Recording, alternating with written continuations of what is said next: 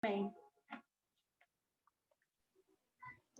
Que bom, graças a Deus. Aleluia. Bom, nós vamos hoje entrar no capítulo 12. É um capítulo-chave do livro do Apocalipse. Lembrando que no nossa linha é o paralelismo progressivo. Então, no capítulo 12, voltamos ao primeiro século. As coisas acontecem começando de lá até a volta de Cristo. Vamos ler, então. Eu vou ler, eu espero, quer dizer, gostaria de continuar, mas acho que vou até o verso 6 somente. Diz assim, Apocalipse 12. Viu-se grande sinal no céu, a saber, uma mulher vestida de sol, com a lua debaixo dos pés, uma coroa de 12 estrelas na cabeça, que, achando-se grávida, grita com as dores de parto, sofrendo tormentos para dar à luz. Viu-se também outro sinal no céu, e eis um dragão grande, vermelho, com 7 cabeças, 10 chifres, e nas cabeças 7 diademas. A sua cauda arrastava a terça parte das estrelas do céu, as quais lançou para a terra. E o dragão se deteve em frente da mulher que estava para dar à luz, a fim de lhe devorar o filho quando nascesse. Nasceu-lhe, pois, um filho varão, que há de reger todas as nações com cetro de ferro. Seu filho foi arrebatado para Deus até o seu trono. A mulher, porém, fugiu para o deserto, onde lhe havia Deus preparado um lugar para que nele a sustentem durante 1260 dias.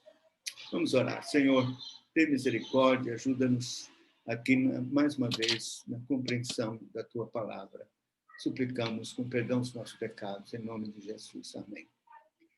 Eu hoje estou aqui com o Samuel e as crianças, e está difícil, porque eu não tenho um lugar, um quarto onde fechar.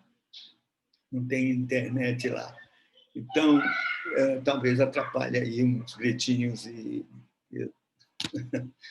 eu peço perdão, meus irmãos, mas espero não atrapalhar, que dê certo. Bom, eu disse que aqui a central, porque nós vemos nesse capítulo 12, o tema é o dragão lutando contra a igreja. E o propósito no livro, no escopo do livro, é que os crentes, a igreja militante que está aqui sofrendo, pudesse ler e animar seu coração com essa disposição do coração de Deus e de Cristo mesmo, de proteger a sua noiva, que é a igreja. Então, esse é o tema, né, aqui. João olha e vê um sinal, grande sinal no céu, a saber, uma mulher vestida do sol, com a lua debaixo dos pés e uma coroa de 12 estrelas na cabeça.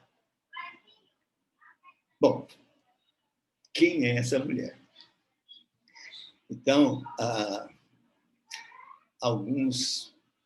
inclusive existem muitos casos em mitologia, na mitologia grega, por exemplo, existe um caso em que o deus Zeus com a deusa Leto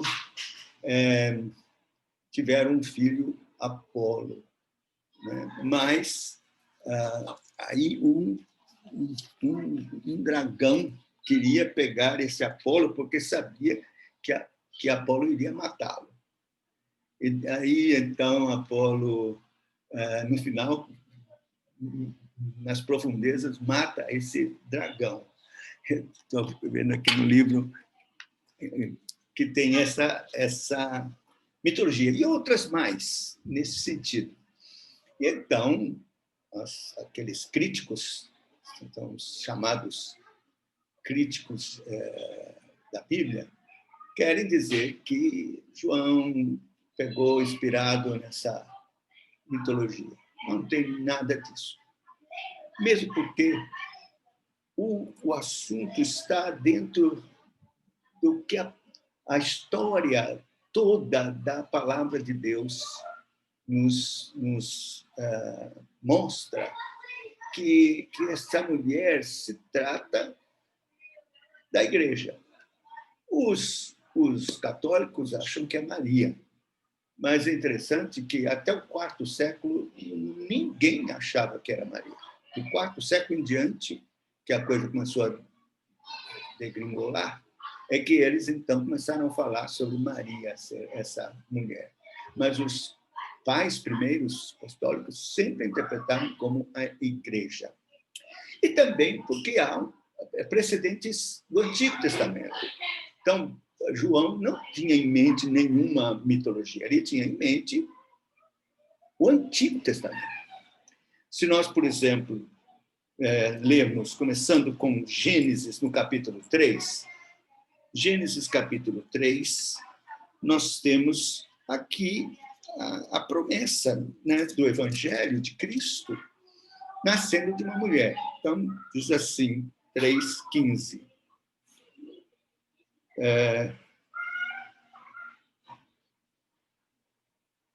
Eva disse à serpente, me enganou. Ou vou começar no 14. Então o Senhor disse à serpente, visto que isso fizesse, maldita és entre todos os animais domésticos e o és entre todos os animais selváticos. Rastejarás sobre o teu ventre, comerás pó todos os dias da tua vida. Porém, inimizade entre ti e a mulher, entre tua descendência e o seu descendente, que é Cristo.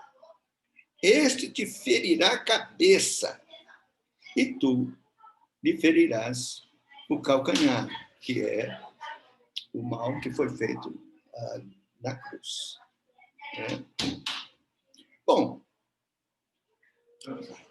então a Bíblia está falando de uma mulher que daria à luz.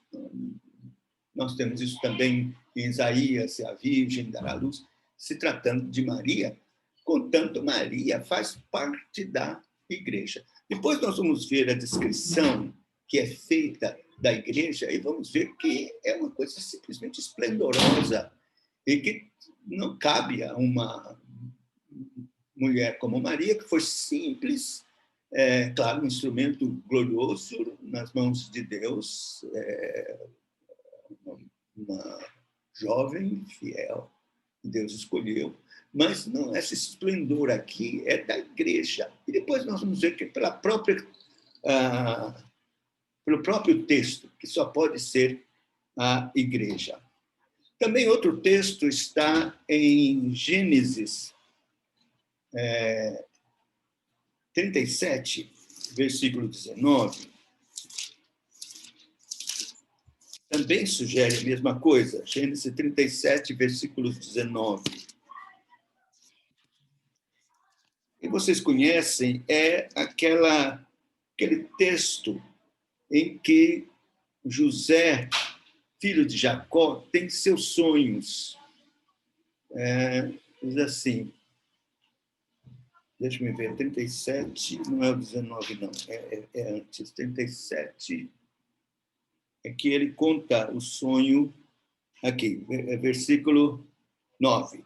Teve ainda outro sonho e o referiu a seus irmãos, dizendo, sonhei também que o sol, a lua e 11 estrelas se inclinavam perante mim.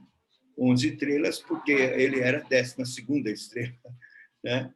Mas veja que tem o sol, a lua, né? E 12 estrelas. São as mesmas coisas que aparecem no ornamento da mulher que vai dar à luz. Então, a mulher representa a igreja, não só do Velho Testamento, mas também do Novo Testamento. Os 12 diademas, né, que temos aqui, diz assim, viu-se grande sinal no céu, saber uma mulher vestida do sol, um vestimento de esplendor. A noiva de Cristo é adornada e aos olhos dele é como um sol a sua vestimenta, a vestimenta dela.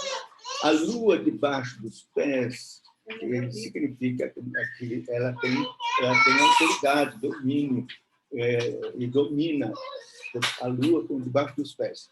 E uma coroa de 12 estrelas na cabeça, que nós já vimos aqui também, que esse 12 estrelas pode ser 12 patriarcas, mas também 12 apóstolos. Se você for lá para o capítulo 21, lembra que nós lemos aqui que aqui está fazendo uma descrição também da noiva, que é chamada de Nova Jerusalém. Verso 11, a qual tem a glória de Deus, nós podemos dizer que é semelhante ao sol. É interessante porque Cristo é profetizado no cântico de Zacarias, o sol nascente da justiça. Então, ela tem a glória de Cristo, que é a glória do sol. O seu fulgor era semelhante a uma pedra preciosíssima, como pedra de jaspe cristalina. Tinha grande e alta muralha, 12 portas, junto às portas 12 anjos, e sobre elas nomes escritos, que são os nomes das 12 tribos dos filhos de Israel. 3 portas se acham a leste, 3 ao norte, 3 ao sul, 3 ao oeste.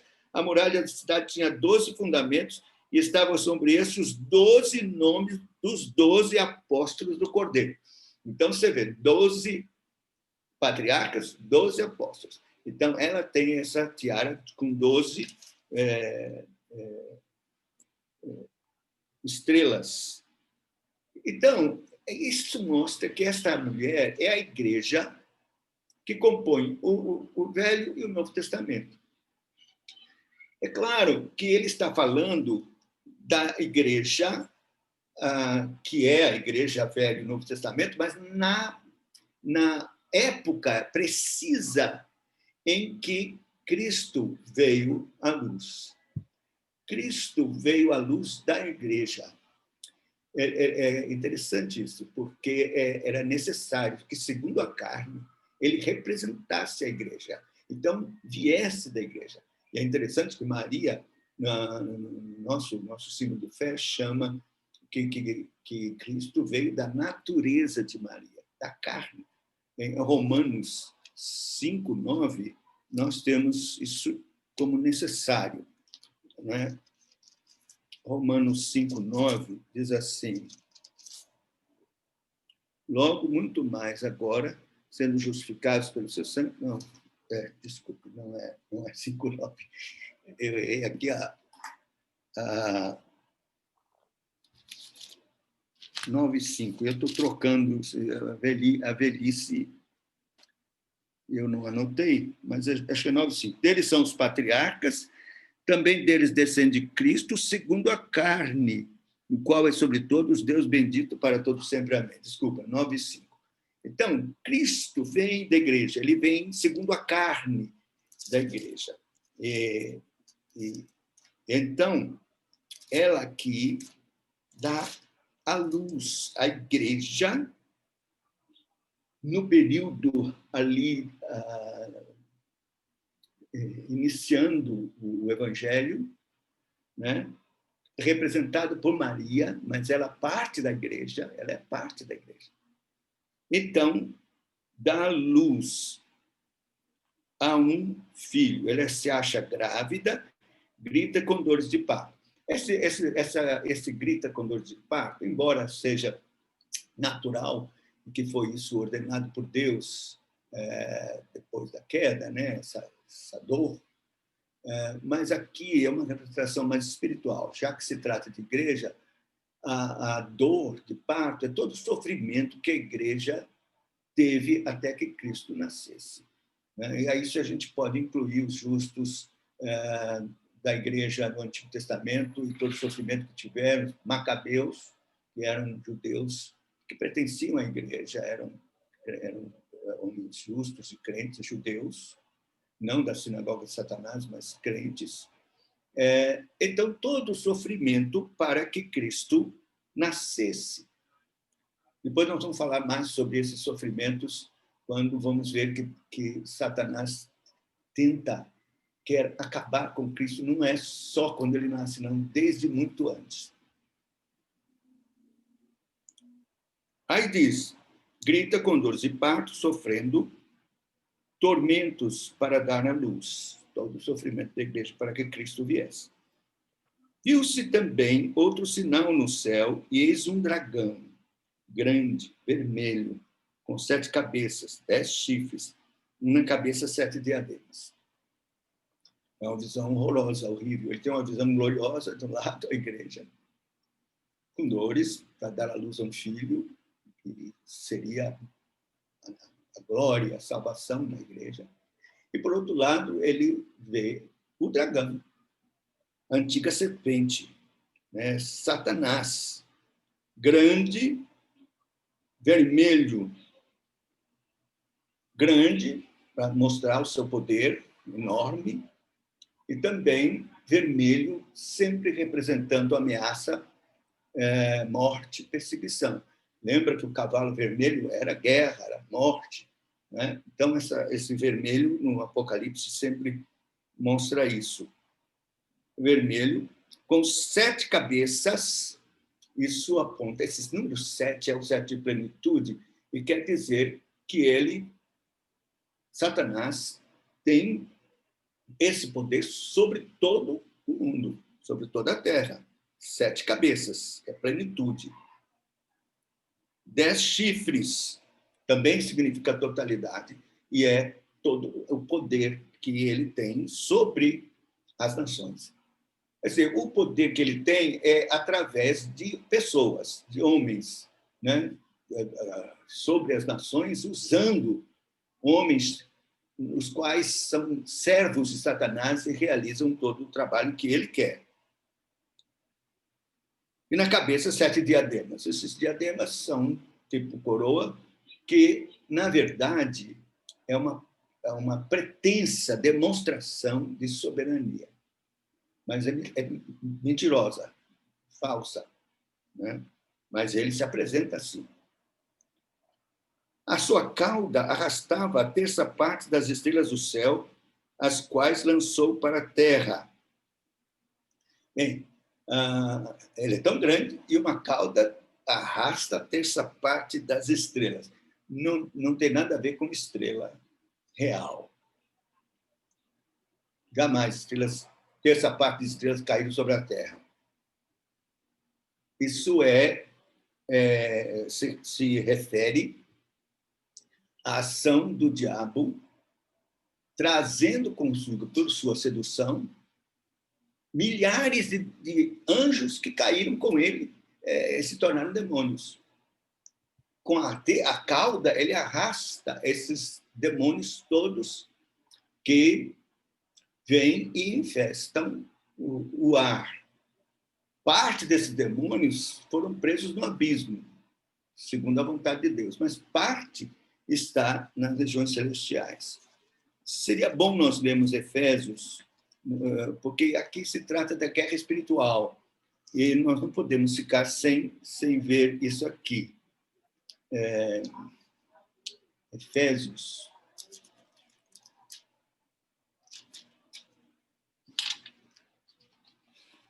Deixa eu ver.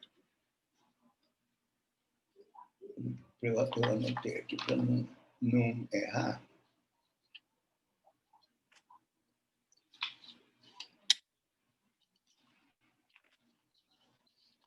Deixa eu só ver, porque tem um texto de Efésios que não é o capítulo 6. Eu vou dar logo o capítulo 6, mas antes tem Efésios. Espera um pouquinho.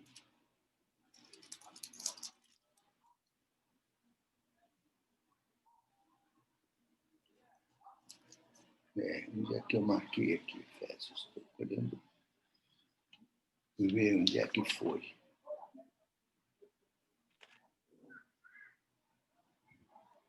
Toda vez eu me atrapalho com esses textos.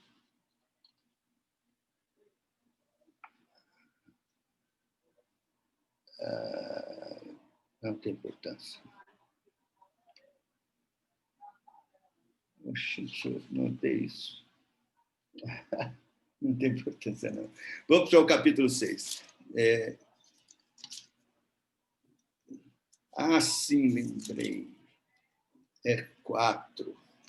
Um pouquinho. É 4, Efésios 4. Antes do capítulo 6, eu quero ver o Efésios 4. Ele diz assim,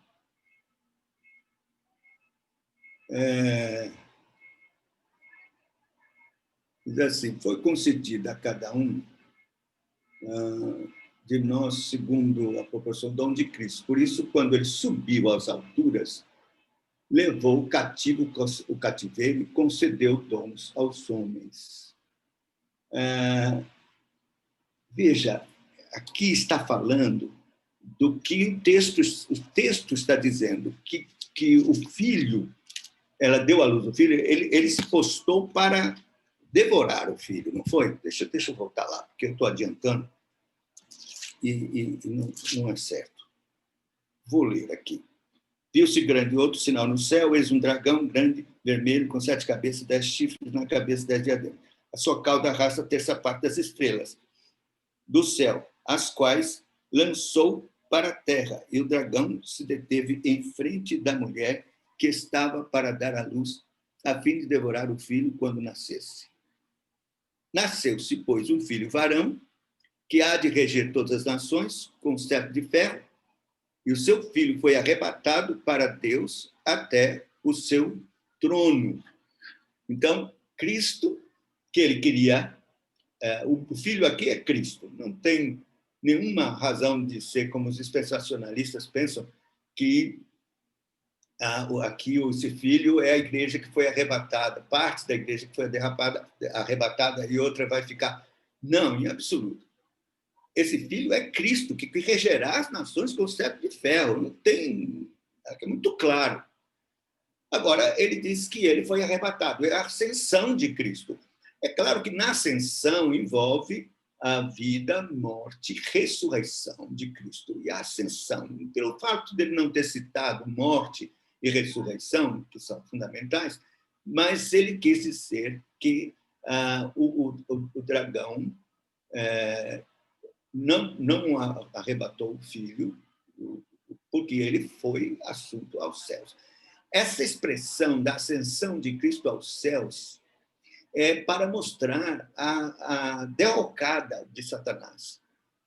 Porque é uma coisa muito importante.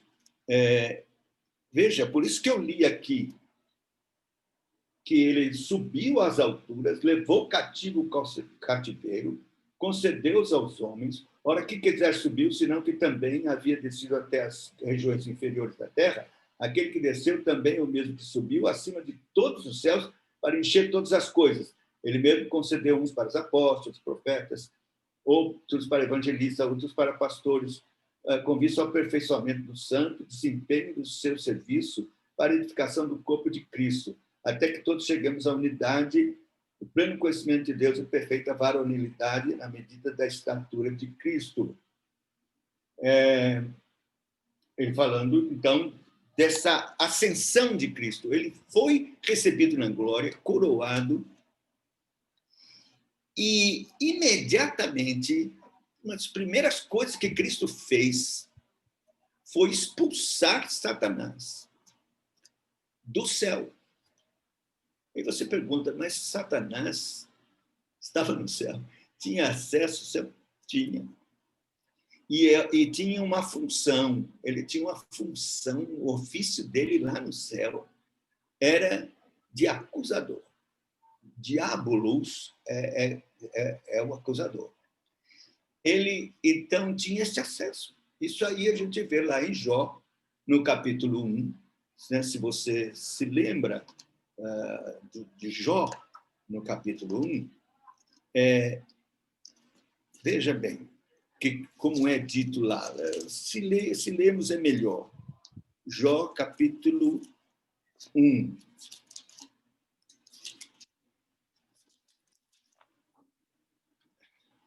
Aí, havia um homem na cidade de Uz, cujo nome era Jó, homem íntegro, reto, temente a Deus, que se desviava do mal. nasceram 7 filhas e tal. Depois eu vou logo para o lugar. Num dia que os filhos de Deus, ao verso 6, vieram apresentar-se perante o Senhor, veio também Satanás entre eles. Então perguntou o Senhor, Deus a Satanás, de onde vens? Satanás respondeu ao Senhor, de rodear a terra e passear por ela. Perguntou ainda o Senhor a Satanás, observaste meu servo Jó? Porque ninguém há na terra semelhante a ele, homem íntegro, reto, temente a Deus e que se desvia do mal. Então respondeu Satanás, Senhor, porventura Jó debalde teme ao Senhor? Acaso não secaste com a sebe e tal? Né? Tira isso tudo e ele vai blasfemar de ti, na tua face. Então, o Senhor vai e diz, tá bom, você vai, mas não toca. Então, Satanás tinha acesso, junto com os filhos de Deus, na presença de Deus. E isso por um longo tempo, Satanás vinha fazendo isso. Certamente, Deus estava aguardando o momento certo para que seu filho, na qualidade de mediador, como homem, representando Adão, como segundo Adão, agora vitorioso, tendo vencido o diabo na cruz, esmagando a cabeça dele, e também confirmando essa vitória na ressurreição, que foi a derrotada final de Satanás, a ressurreição, a ascensão dele, ele, então, a primeira coisa que faz é expulsar Satanás de lá. Então, Satanás é expulso lá e, então, ele traz consigo os demônios, seus auxiliares, né, para a terra. Aí, veja o que diz. A mulher, porém, fugiu para o deserto, onde havia Deus preparado lugar para que nele sustente 200 mil, durante 1.260 dias. Deixa eu ler um pouco mais à frente aqui, porque nós temos que ver que, claro, quando Jesus expulsou, ele deu ordem a Miguel, o arcanjo, capitão, mor das hostes celestiais, dos anjos bons, né? Miríades que foram eleitas, ou anjos eleitos, que Deus não permitiu que caíssem. Eles, então, formam um exército e batalham contra Satanás e as suas hostes. Verso 7, houve peleja no céu, Miguel e seus anjos pelejaram contra o dragão, também pelejaram o dragão e seus anjos, todavia não prevaleceram, nem mais se achou no céu o lugar deles. Está vendo? A coisa aconteceu exatamente por causa da glorificação de Cristo. E foi depois disso que ele foi expulso. Tem gente que pensa que foi antes. Não. A expulsão de Satanás do céu e de todos os seus anjos malignos acontece nesta batalha liderada por Miguel, sob as ordens de Cristo e sob o poder de Cristo, certamente, e não prevaleceram. E nem se achou mais lugar no céu para lugar deles. Não se achou. Foi expulso o grande dragão, a antiga serpente, que se chama Diabo, Satanás, o sedutor do mundo. Sim, foi atirado para a terra, com ele seus anjos. Então ouvi grande voz proclamando, agora veio a salvação, o poder, o reino do nosso Deus e a autoridade do seu Cristo. Veja como está ligado a Cristo, a expulsão de Satanás dos céus. A autoridade do seu Cristo, pois foi expulso o acusador dos nossos irmãos, o mesmo que os acusa de dia e de noite diante do nosso Deus. Eles, então, até aqui, é o que eu queria ver para completar a questão de Satanás e do fato de Cristo ter assunto aos céus e ligado à expulsão de Satanás lá do céu. Muito bem. arrasta essa parte das estrelas do céu. Mas ele estava ali, frente à mulher, é o verso 4 ainda. O dragão se deteve em frente à mulher e que estava para dar à luz, a fim de devorar o filho quando nascesse. Deixa eu parar aqui um pouco, porque existe na história de Israel esse fato de Satanás tentar de todas as formas, desde que ele ouviu no Éden que o filho da mulher, quer dizer, da descendência de Abraão, da descendência de Adão e de Eva, a mulher haveria de dar à luz a um filho que o mataria, que esmagaria a cabeça dele. Então, ele procura de todas as formas destruir essa descendência da qual haveria o filho. É impressionante. O que a gente aprende com isso é que Satanás não tem todo o entendimento que a gente pensa, não. Ele ainda acha que pode vencer e que poderia mesmo destruir Cristo, ou não impedir que ele nascesse, ele viesse ao mundo. Ora, começa assim. Primeiro, Abel nasce, então, alguém justo e tal, Satanás usa Caim para matá-lo.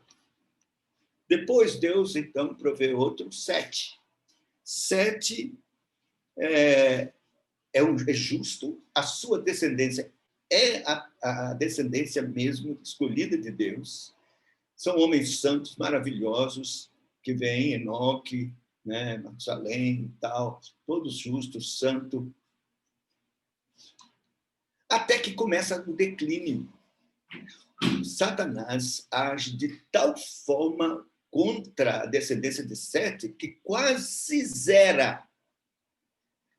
E sabe qual foi a artimanha dele para destruir a descendência de Sete, ou a igreja que vinha de Sete? Casamento misto. Quando lá é dito em Gênesis 6 que as mulheres se uniram com os filhos de Deus com as mulheres. Lembra desse Gênesis 6? Não vou ler aqui. Como se foram multiplicando os homens na terra, lhes nasceram filhas. Vendo os filhos de Deus não tem outra designação senão crentes. Os que eram da igreja, descendentes de Sete. Que as filhas dos homens ímpios eram formosas, tomaram para si mulheres, as que entre todas mais lhe agradaram. Então, disse o Senhor, o meu espírito não agirá para sempre com o homem, pois esse é carnal. Então, aí, Satanás tentando destruir. Mas sobrou um, Noé. Noé era homem justo, achou graça aos olhos do Senhor. Então, houve o dilúvio, mas Deus, através de Noé, perpetuou a linhagem de onde vinha Cristo. De dilúvio a Jacó, nós vemos aí Satanás usando com relação à esterilidade, por exemplo, de Sara, já velhos, sem poder ter filhos, mas Deus fez com que ele, velho, tivesse filho, nasceu Isaac. Né? E aí, depois, nós temos Jacó, de Isaac vem Jacó até Moisés. E teve muitas coisas, percalços na vida de Jacó também, né? E perigos, mas, claro, Satanás atrás disso. Quando Moisés estava lá no monte, Deus disse, vou destruir, porque eles começaram a adorar bezerros, vou destruir tudo e fazer de ti uma nação. Então, Moisés, como mediador, disse, não, vão dizer de ti as nações. né, e tal, intercede. Quer dizer, toda esta coisa, Satanás estava usando pessoas para destruir o povo, a linhagem. Vai longe, Balaão, por exemplo, que Balaque incitou Deus a mandar a praga para destruir o povo. Satanás estava atrás de todas essas coisas. Né? E que dizer de Esther? Você lembra da história de Esther? Quer dizer, como Satanás levantou Amã para destruir todo o povo judeu, em toda a província, em todo o mundo que Artaxerxes governava. Destruir, arrasar, matar todos os judeus. Satanás estava atrás disso, querendo destruir a linhagem de onde vinha o filho. Deus, pela sua providência, mudou tudo e salvou o povo judeu de uma forma extraordinária. Né? Davi, aquela raiva, aquela coisa que Saul tinha, vou encravá-lo na parede, era o demônio que sabia que Cristo era o filho de Davi. Então, ele tentou matar Davi. Mais para frente tem o caso de Atalia. Você lembra desta mulher, rapaz, que era mãe do rei que morreu e usurpou o trono. E ela matou todos os filhos herdeiros do rei. A avó, viu? Matou tudo. Mas teve uma mulher que era tia Joquebede, uma coisa assim. Ela escondeu um, que era Joás. Ele era menino, escondeu e levou para a casa do Joaida, que era o sacerdote. E eles esconderam o menino lá. Quando ele tinha 6 anos, então foi que Joiada liderou a conspirata para matar a Atalia e ele assumiu o trono, voltou à descendência normal. Mas Satanás estava atrás disso, queria matar e destruir. Não é?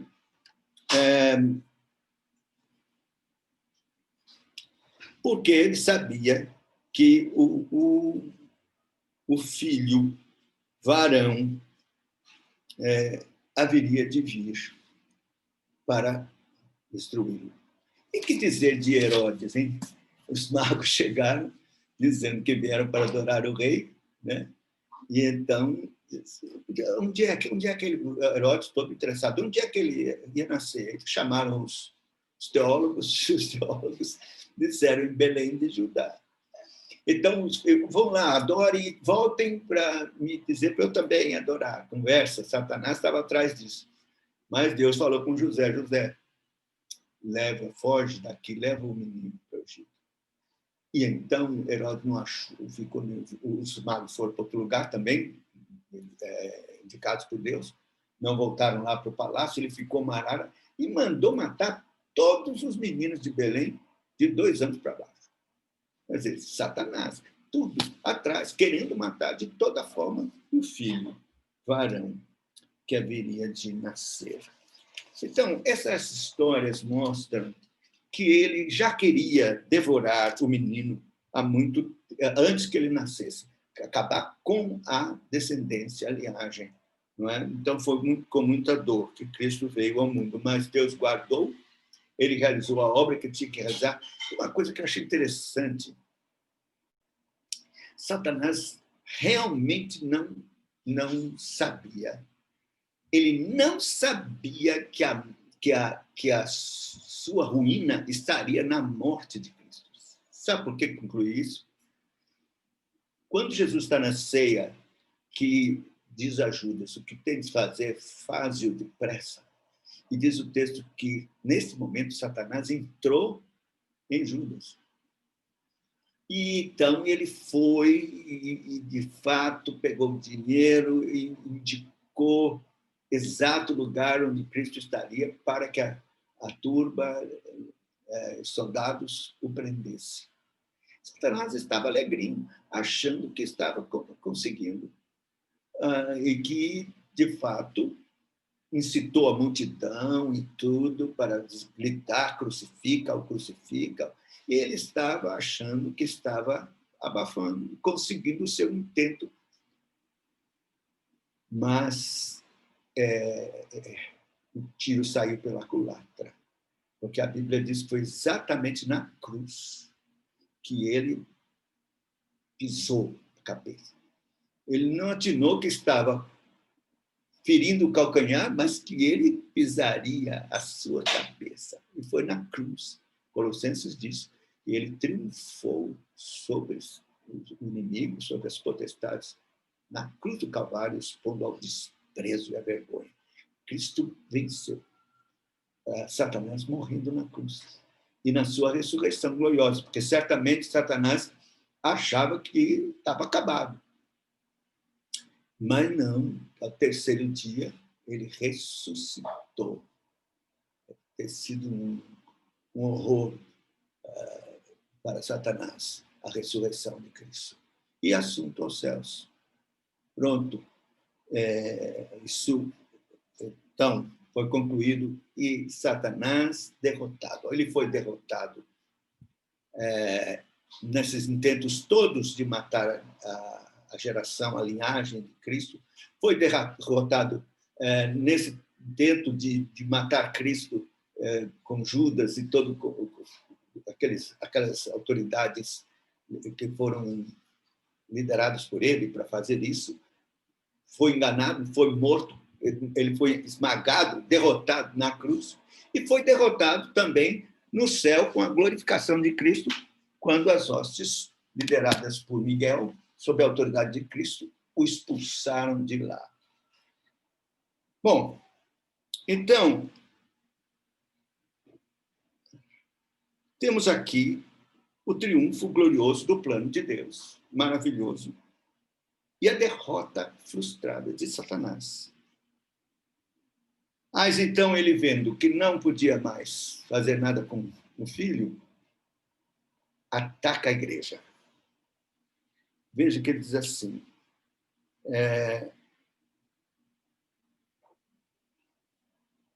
nasceu-lhe, pois, um filho varão, verso 5, que há de reger todas as nações, com cetro de ferro, e seu filho foi arrebatado para Deus até o seu trono.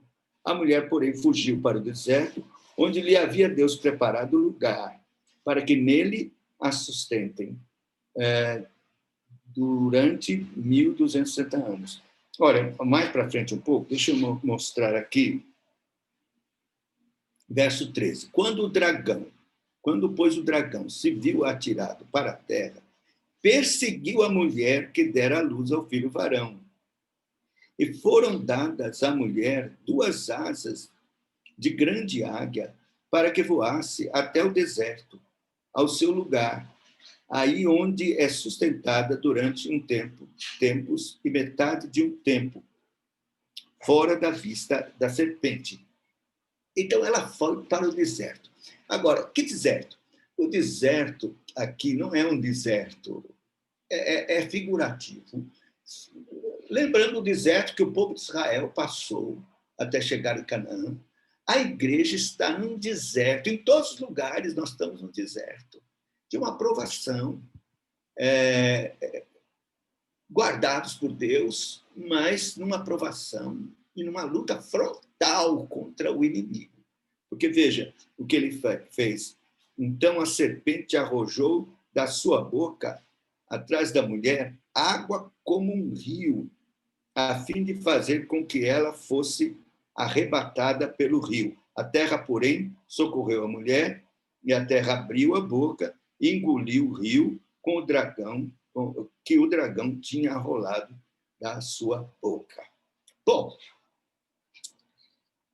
veja que Satanás, então, quer atingir a mulher, porque ele sabe que se ele atingir a mulher, ele atinge Cristo.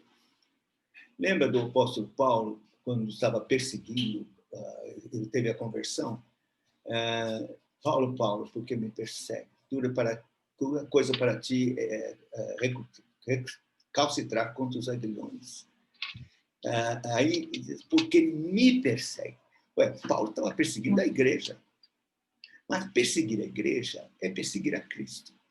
E Satanás sabe disso. Satanás é que estava liderando Paulo para perseguir a igreja, para perseguir Cristo, já que ele não podia mais estar nos céus. Ele, então, persegue a igreja aqui contra Cristo. Que a obstinação de Satanás é contra Cristo. E então a igreja é o corpo de Cristo. E é o que ele vai fazer, perseguir a igreja. Ele o objetivo dele, né? É por isso que a Bíblia diz que nossa luta não é contra sangue nem contra carne, mas contra as potestades do ar.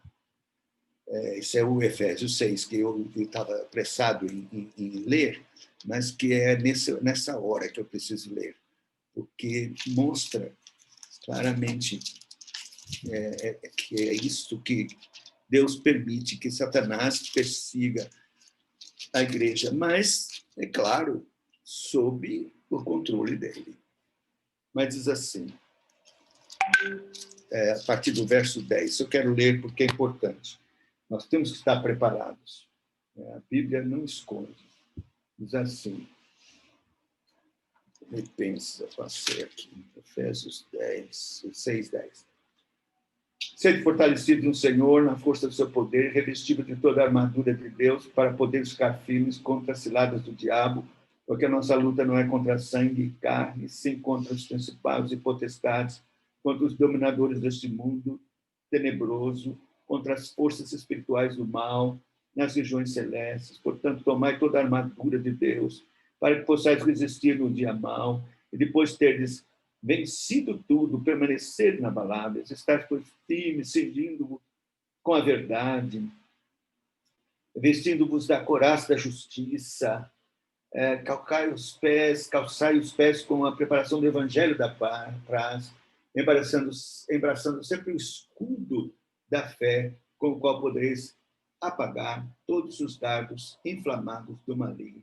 Tomai também o capacete da salvação e a espada do Espírito, que é a palavra de Deus, com toda oração e súplica, orando em todo o tempo no Espírito, para isso vigiando com toda perseverança, súplica por todos os santos e também por mim. Bom, então você veja que aqui foi instalada esta guerra, que já vem desde o Éden, os filhos da serpente, os filhos de Deus, né? Os filhos da mulher, e que agora, com a ascensão de Cristo, ele se volta para a igreja. Mas veja que Deus protege a sua igreja. A primeira coisa que vimos aqui é que Deus deu asas, foi dadas à mulher, verso 14, as duas asas de grande águia, que voasse até o deserto, ao seu lugar. Essa figura de asa, dado asa à mulher, para que ela pudesse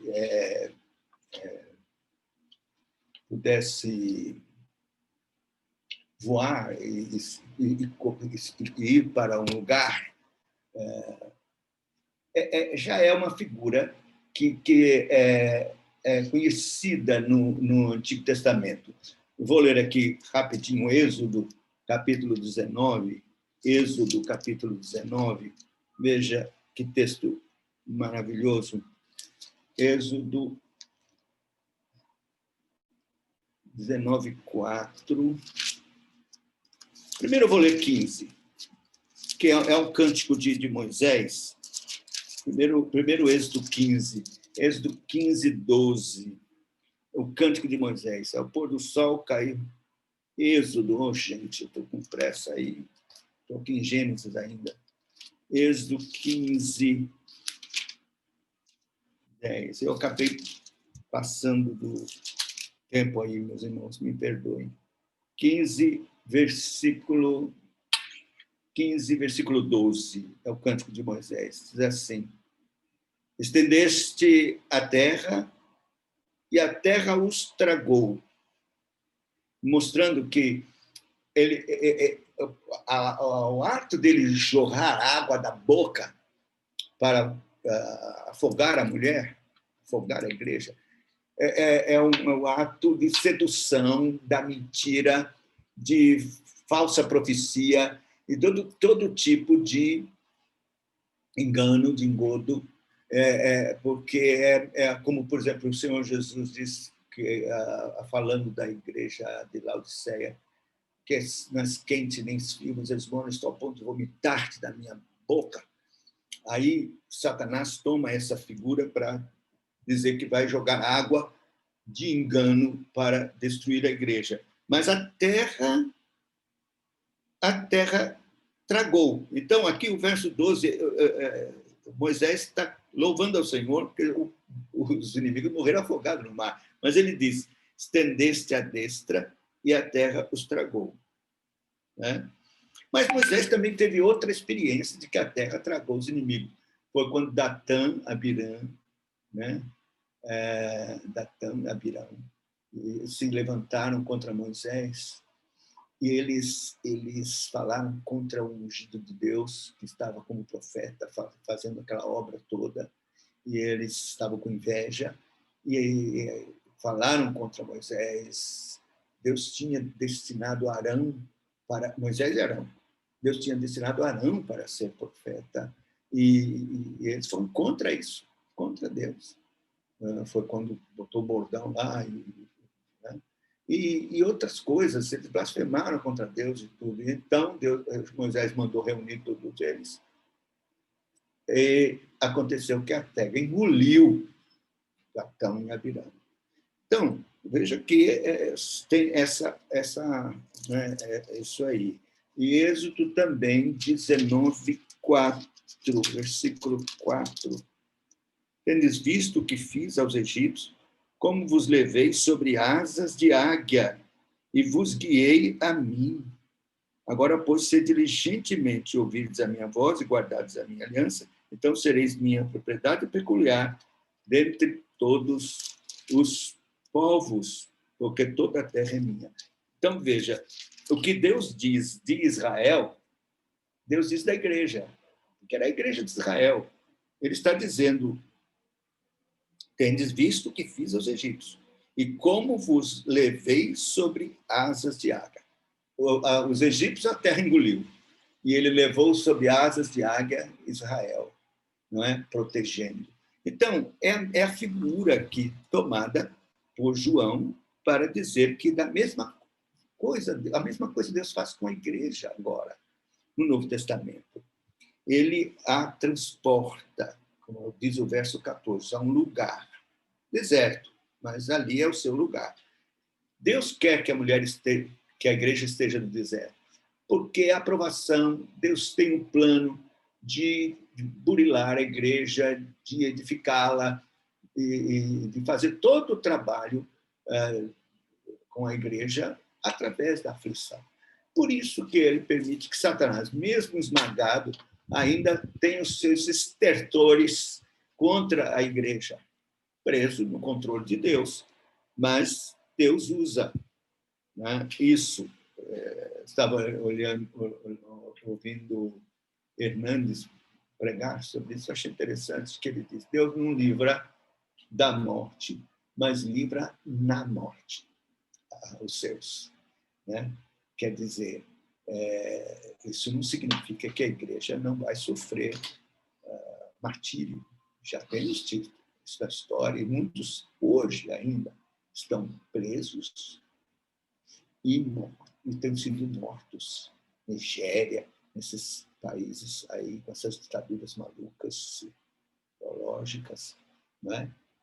Mas o Senhor tem tido esta proteção. Né? E esse tempos, metade de um tempo, é a nossa dispensação, é a mesma dispensação que estamos vivendo. Né? Em outro lugar, 3 anos e meio Tem 3 anos e meio, 3 anos e meio, que completa 7 anos, que é o tempo dessa dispensação. 3 anos e meio longo e 3 anos e meio curtos. Por quê? Porque quando chegar o anticristo, em que ele vai realizar toda a sua plenitude, o trabalho contra a igreja, e Satanás será solto mesmo para realizar a sua obra, Deus vai encurtar. Diz que por causa dos eleitos, ele abreviou os últimos 3 anos e meio. Eu creio que nós estamos já no finalzinho dos primeiros 3 anos e meio. Vamos entrar nos 3 anos e meio terríveis que Deus vai abreviar. É um tempo simbólico, não é 3, 1, 2, 3, porque Apocalipse não é assim. Ele se arrojou atrás da mulher, água, e vimos que a terra engoliu a água. Irou-se o dragão contra a mulher e foi pelejar com os restantes da sua descendência. Veja, que não pode ser Maria. Tem um restante da sua descendência. Aqui já mostra que somos nós, as descendentes da mulher, né? Nós que somos a igreja, seus descendentes, filhos de Abraão. Somos chamados assim. O restante da sua descendência. Os que guardam os mandamentos de Deus, os crentes, e têm o testemunho de Jesus, e se pôs em pé sobre a areia do mar. Então, veja, quero encerrar aqui. Guardam os mandamentos de Deus. Nós temos que guardar os mandamentos de Deus. A primeira arma da armadura é a verdade. A palavra de Deus, é guardar a palavra de Deus, é estar firme na palavra de Deus, amar a verdade. Né? Amar a verdade. É tão interessante que Satanás prevalece e vai prevalecer contra os que não amam a verdade. Eu queria dizer isso aqui. Veja, 2 Tessalonicenses, você veja que é dito exatamente isso aqui, olha, quando, na aparição do anticristo. 2 Tessalonicenses diz assim,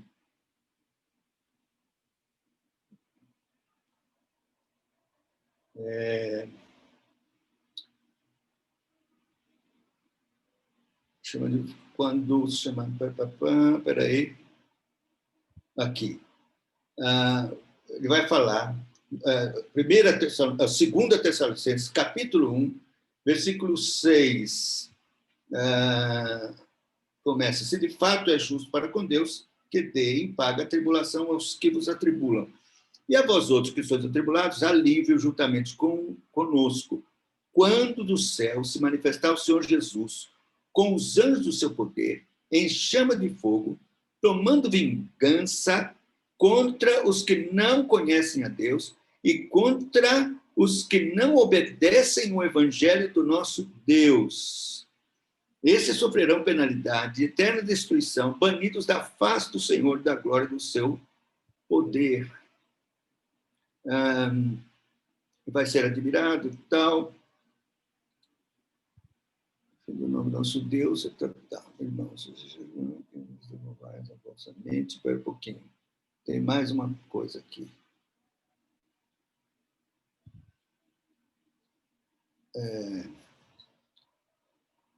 Que não amam a verdade. Espera um pouquinho.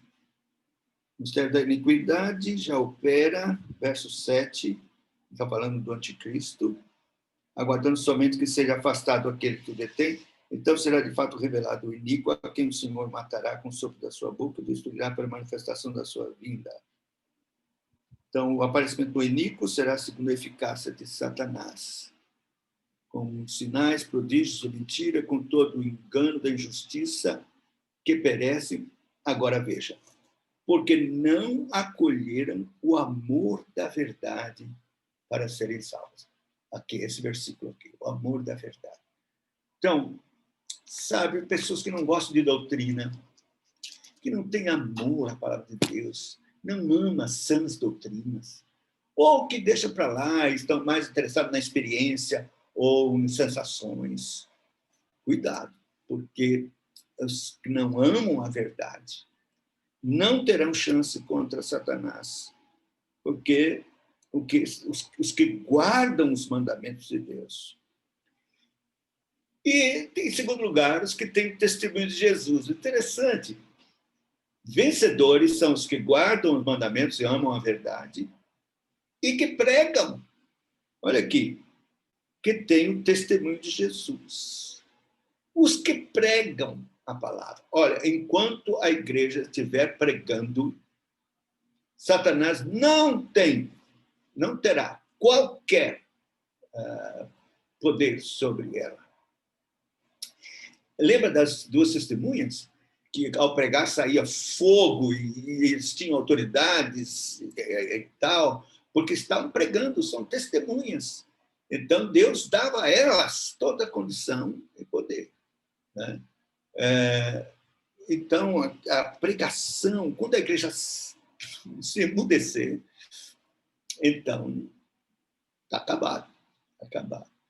Mas a pregação da palavra é, de fato, um elemento, eu diria, é uma arma ferina contra Satanás.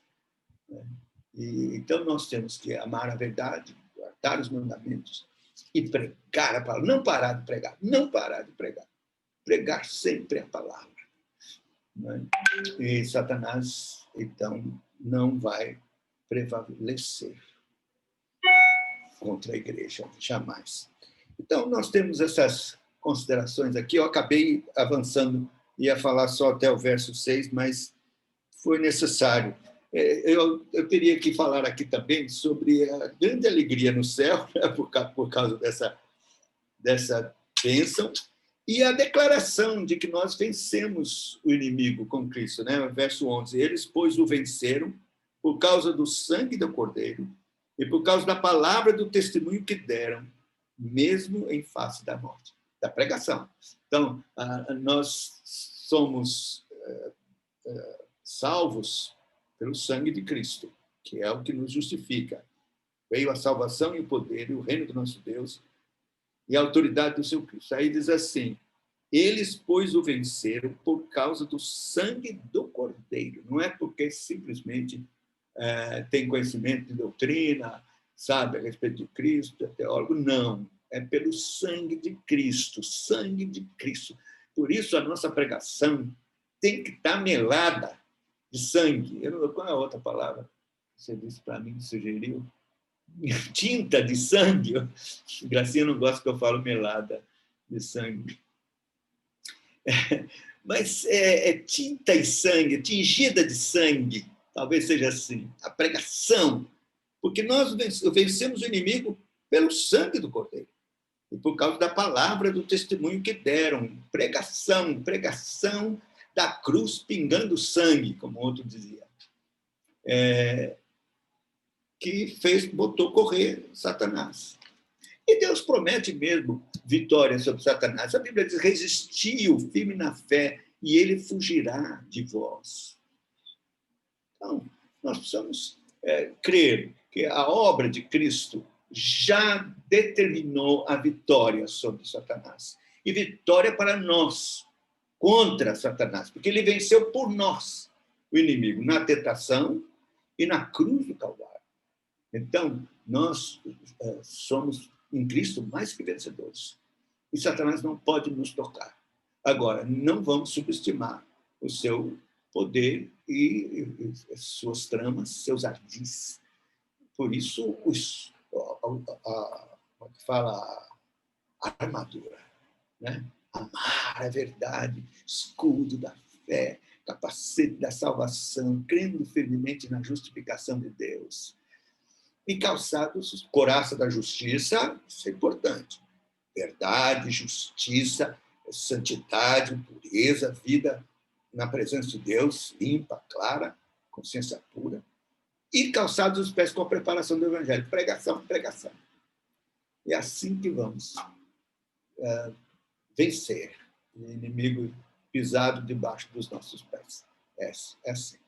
Então, é um capítulo maravilhoso, um capítulo que fala da vitória de Cristo sobre Satanás e da igreja que é guardada por ele, com asas de águias sendo guiadas para o deserto, mas guardado pelo Senhor, porque as artimanhas que saem da boca do Satanás, a terra engole, Deus cuidando do seu povo, e a igreja triunfará. Glória a Deus.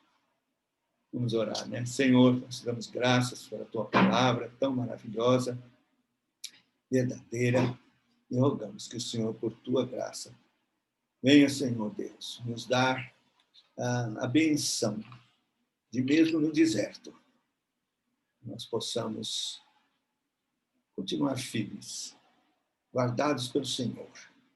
Satanás não há de prevalecer, porque já está vencido. A vitória é nossa, pelo sangue do Cordeiro. Nós vencemos pelo sangue do Cordeiro, pela palavra do testemunho, mesmo em face à morte. Que o Senhor nos guarde assim, nesta perseverança, pelo teu Espírito. Em nome de Jesus. Amém. Amém. Não sei se ficou meio truncado, mas não é fácil o Apocalipse. É verdade, mas é maravilhoso, Fafá. Ficaria mais uma hora aqui, só de saber que nós vamos entrar nas bestas. Rapaz. Aí vem a parte terrível, né? Porque vamos entrar nesses 3 anos e meio finais. Né? Eu não sei como é que vai ser o final do ano aqui para nós, mas só de pensar que vamos ficar um tempo longe, dá vontade de fazer um intensivão aí, né? Muito obrigado, Fafá, muito obrigado. Muito obrigado. Agradeço a Deus a oportunidade. Para mim Amém. É um santo privilégio pegar a palavra de Deus. Glória a Deus, é isso mesmo. Eu não sei qual foi o problema que o Wesley teve, ele só escreveu pedindo para eu desligar aí depois para vocês. Tá bom. Olha, manda um grande abraço para a Gracinha, que sempre está te apoiando aí do lado, né? Do lado, A gente sabe disso. Para algumas coisas. Ela me Que ajuda. legal. Graças a Deus. Às vezes ela escreve assim, faz um apelo. Escreve apelo. Não, resuma. Bota, ela fica botando aqui coisa. Você não vê, não. Ela está aqui com. Contra a regra. Contra a regra. Graças a Deus. Muito obrigado, meu. Tenho certeza que. Olha ela. Muito obrigado, viu, Gracinha? Juntamente aí, né? Para a gente ter sido uma bênção. Se eu sou alguma coisa, metade está aqui, viu? Que coisa boa, viu? Graças a Deus. Ou mais da metade. Porque eu já estou bronco. Rapaz. Não, senhor, nada de bronco. Eu estou com a crise de labirintite, viu, Arlete? Continuo com as crises de labirintite. Olha. E ainda estou, rapaz. Estou aqui tomando os remédios. Aí isso olha, o remédio me atinge muito. Puxa vida, Fafá. É o tal do Dramin que derruba, e o Labirin 24, depois outro de 16 de manhã, e assim. Puxa vida. Nossa, Fafá. Eu tenho que ir. Ela está dizendo que só um do dela, Gracinha. Só um? Ele podia tentar, não é? Veja o som aí, Arlete, o som. O seu som está desligado, Arlete.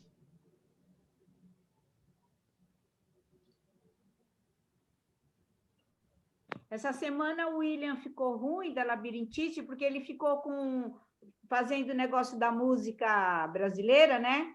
E ficou muito tempo com o fone e ele começou a passar mal.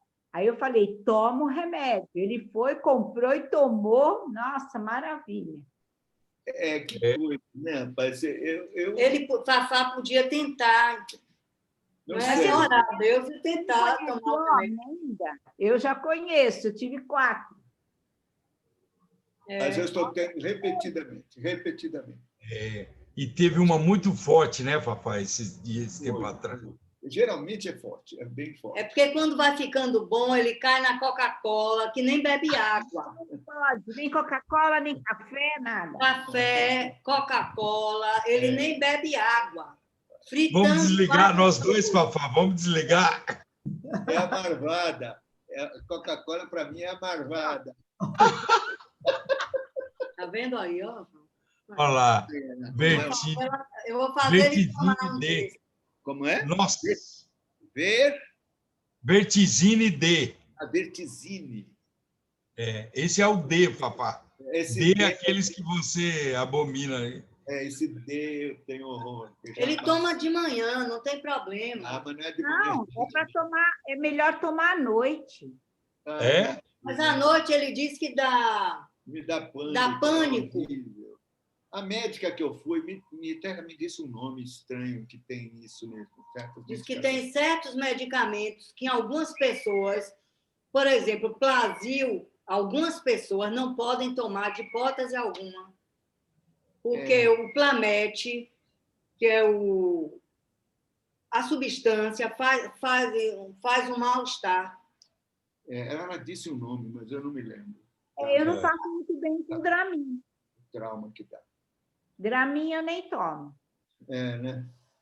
Pois é, estou tomando. Dramin, sei lá quanto. 6, né? E aí... Dramin B6. Mas Deus é bom. Está me É isso sustentando. mesmo. Eu já estou melhor, mas...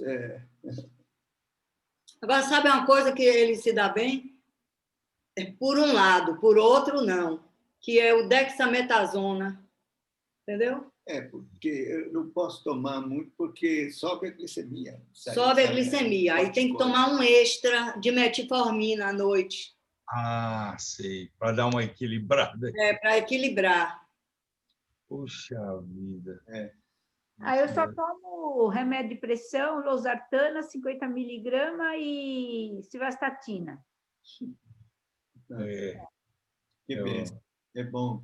Quando eu tenho crise, que eu sinto tontura, essa semana eu tomei um só. Senti tontura, tomei. Tá vendo? Você toma alguma coisa? Não, o meu... Você não toma nenhum. Uns 5 ou 6 dias, às vezes até mais. 10 dias. A minha crise é muito brava. É muita coisa. Eu só tomo remédio para tireoide. Hã? Eu só tomo remédio para tireoide. Tireoide.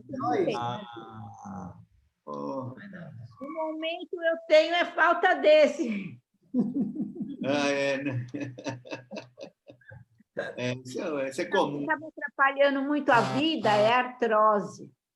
Minha artrose está Gracinha também tem. Porque a minha mão já está entortando. Olha como é que... Mostra a sua. Vamos ver quem tem mão mais torta. Tem mão torta aí, ó, tá vendo? Olha Olha o dedo torto.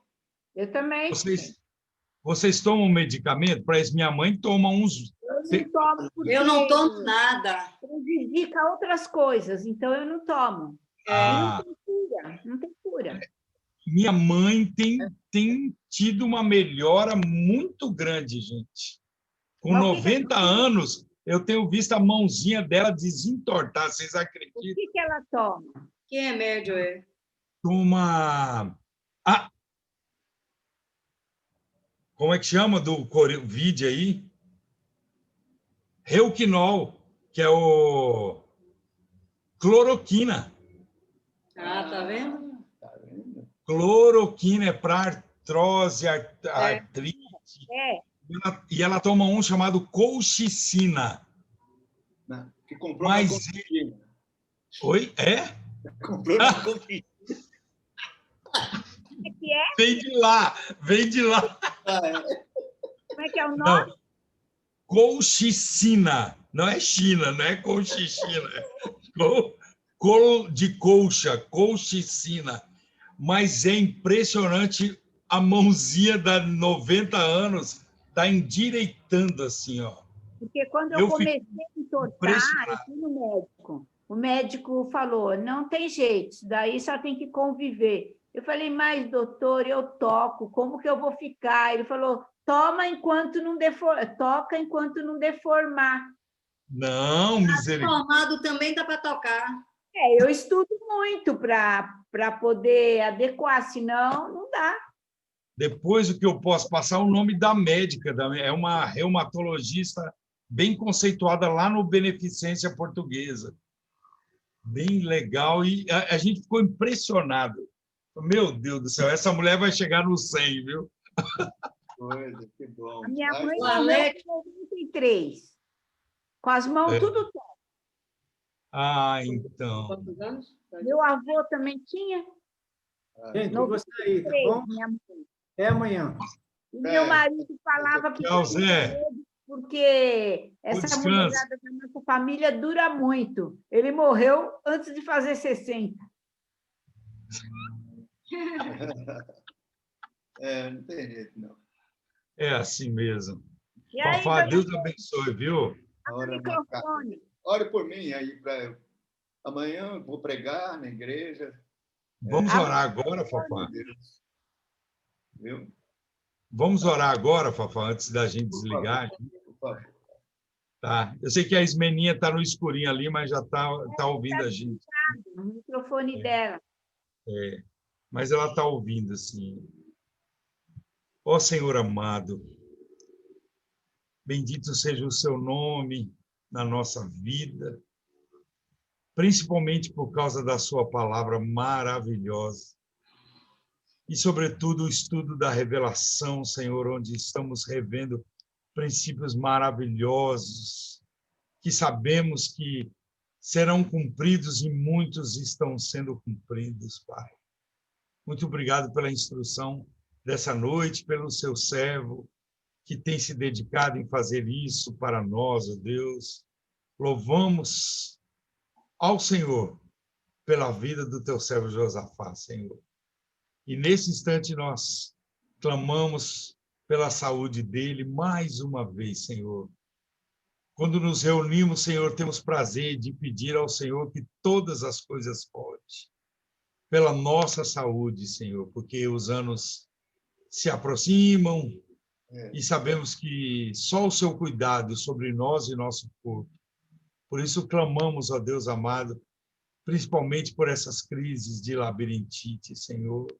Restaura a saúde do Fafá, Senhor amado, em nome de Jesus, humildemente lhe pedimos.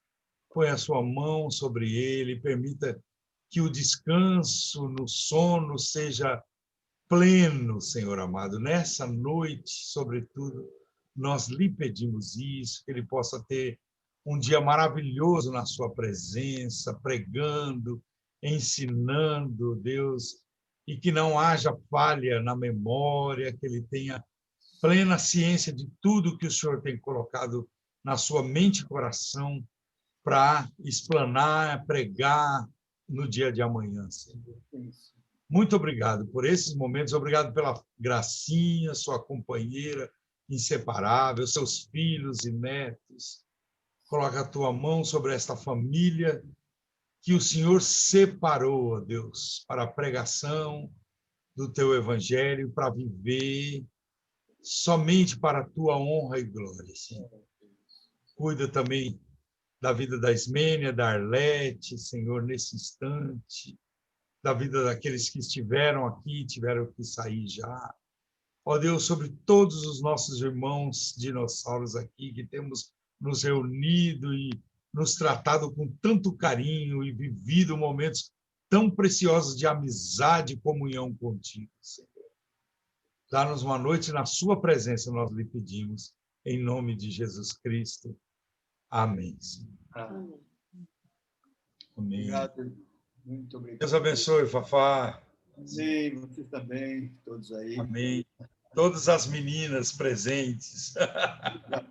Uma confusão aqui, Mas graças a Deus. Vou pagar um sorvete depois. Diet, né? Diet, né? Pode ser. Arlete, você não pode falar isso na frente da Gracinha, que eu e o Fafá estamos ferrados. Por que, cara? Vai dar um sorvete para a gente. Vou pagar um sorvete para ele. Ótimo. Zero açúcar. Então não Tchau. pode vir na minha casa, não, porque na minha casa é tudo muito doce. Oh, meu Deus! Mas eu tenho certeza que, se eles forem lá, você vai comprar uma coisa diferente, vai fazer uma coisa sem açúcar para eles. Lógico. É que eu não tenho esse tipo de problema, né? Nem eu, nem o pessoal aqui. Então, Sei. Graças a Deus. Graças a Deus. eu fiz Tá uma certo. coisa de bolo, cortei, comemos, aí um tanto o Wellington levou, eu fiquei com um pedacinho. Mata de inveja. Essa aqui também é formiga pura. Espera aí, deixa eu mostrar um negócio para ele. Ela pode, né? O pior é isso, né, papai? Ela gosta demais de doce. Olha! Aí eu fico zoando ela, falo assim, se você me ama, não Eu como. fiz uma abóbora desse Sabe o que é tamanho. isso aqui? É bananinha. Bananinha, uma caixa de bananinha. Aí, ó, tá vendo? Conheço de longe. Mas tem essa daí dietética, não tem? Essa dietética. Essa é zero açúcar, só tem o açúcar da fruta. Gosto muito, muito. É uma delícia, Priscila. Então, pronto, é isso aí. Estamos feitos, Fafá, estamos feitos. Podemos ir lá. E outra coisa, quando eu compro o Chicabon é aquele Sorvete. picolé da Kibon, que tem sorvete também, tem agora zero açúcar também. Ah, não sabia. É. Aí mata a vontade. Não é a mesma coisa, mas... Ele tem sociedade com Bia, com Priscila, tá vendo? Não é ruim, não. Ele acha sócios. Ai, meu Deus. Eu não tenho muito problema com doce, o meu problema é arroz. Eu gosto de doce. Para paulistano, é a morte não comer arroz. Eu também coisa. gosto muito.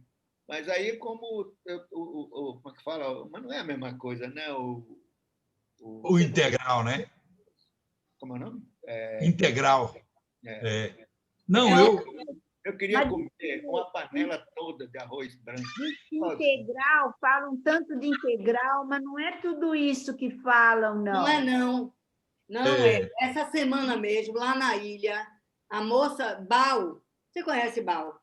Ela fez um arroz integral e fez arroz branco. Eu mesma ia direto no integral, bem mais gostoso.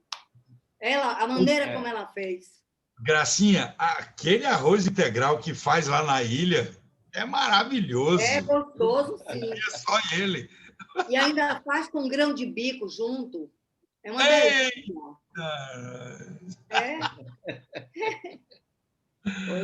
É isso aí, gente. Tchau, Ismênia está dormindo. Ela dormiu, esqueceu o negócio. Ela já está na cama lá. Não estou dormindo, não. É que a vista, o meu olho dói com a claridade da tela. Tá bom. Amanhã tem a Santa Ceia de manhã. Eu vou tocar. Amanhã Tem de manhã e tem à noite. É mesmo, é Santa Ceia Primeiro amanhã. domingo. É verdade. Tem de manhã e à noite, mas eu estou indo só de manhã. Tá certo. Você não está tendo, né, Valtinho, lá? Nós íamos ter o primeiro presencial ia ser amanhã. Mas estão fechando. A onda subiu de novo, cancelamos. Lamentavelmente. Lá está pior que aqui. Aqui no ABC aumentou mais que o dobro as mortes essa semana. O prefeito está internado, né? Você sabe, né? Sei. Aquela joia rara. Ganhou de novo. Em São Caetano. São Caetano, sim. São Bernardo também aumentou bastante. O hospital é aqui do lado. Aí eu estou falando, essa semana o que eu vi chegar de carro de funerária, dá para ver da janela aqui, assim, direto. Você viu na 25 de março, lá para aqueles lados, como é que tá? Turma tá louco. Aí nós nos reunimos, a liderança, e resolvemos não fazer essa semana, porque a gente tem muito medo de acontecer alguma coisa com algum idoso da igreja e a gente ficar com isso na mente, entendeu? Aí Meu pastor fica cobrando, não tem jeito. Ele fica falando. E o pior é que ele é presidente do presbitério. Aí nós achamos melhor cancelar o de amanhã e voltar para o virtual amanhã à noite. Ia ser pela manhã, nós íamos fazer 10 horas da manhã, tínhamos planejado um encontro na igreja com música, palavra. Às 9h30, mas não pode ir todo mundo. Tem que dar o nome, faz uma lista, uns vão de manhã, outros vão à noite. Ia ser assim também, mas eu acho que ia ser algo muito, muito especial, porque o primeiro ia ser o primeiro. Ao nosso, não. Eu já toquei em 4, 5 já, de manhã. Não sei, mas aumentou, Fafá. Aqui na nossa região subiu esses dias, então... É a tal da segunda onda. E aí a gente falou, meu Deus, será que isso é a mídia? Não sei. Mas não, as estatísticas mostraram, né? Então... Deus está fazendo isso, não adianta, é Deus, é Deus. É verdade, Fafá. Quanto ele quiser, vai ser. Assim. Né, se humilhar. Eles deixaram tudo calmo para a eleição, né? Pois é, você vê? Aí Talvez, aglomerou, Eleição pode aglomerar. Até comemoraram. Aí depois, logo, aí não, agora... Mas Deus está... Você sabe, é isso mesmo, né? O que nos tranquilizou assim, foi o retorno que nós tivemos essa semana, o povo da igreja. É prudente, é sensato, vamos aguentar, vamos segurar mais um pouco. Então, isso nos dá um respaldo aí na decisão. Mas né? você prega pela internet? Sim, todo domingo. Lógico, não sou só eu, temos uma escala. Mas a gente não faz tipo live, nós fazemos no Zoom. Então fica No Zoom, todo mundo aparece. Então, a gente tem meia hora para conversar, para se confraternizar. Às 6h15, exatamente, fecha tudo. A gente tem média de 90 acessos. Dá mais ou menos 160, 170 pessoas. O nosso pastor faz, mas faz live. E alguns iam lá também, né? Quando começou, quando voltou. Mas agora ele está querendo que todo mundo vá. O maior número, né, que pode, ele quer que vá. Dia 22 foi nosso aniversário. Aí foi... Eu lembro, Foi no Zoom. Nós tivemos 270 pessoas na internet, 92 acessos com 270 pessoas. E foi uma bênção. Mas, ao mesmo tempo, é tudo difícil. A Arlete estava lá, a Arlete foi ao culto. Só que é aquela coisa, né, Fafá? Tudo distante. Com aquelas regras, eu sei. Mas melhor que nada, né? Pois não, nós temos nos alegrado, viu? Vamos vencer, em nome de Jesus. É isso mesmo. Amém. Tá bom, Deus abençoe. Tchau, gente. Bom descanso para vocês. Obrigado, viu? Tchau, Ismênia. Até mais. Tchau, Ismênia. Tchau.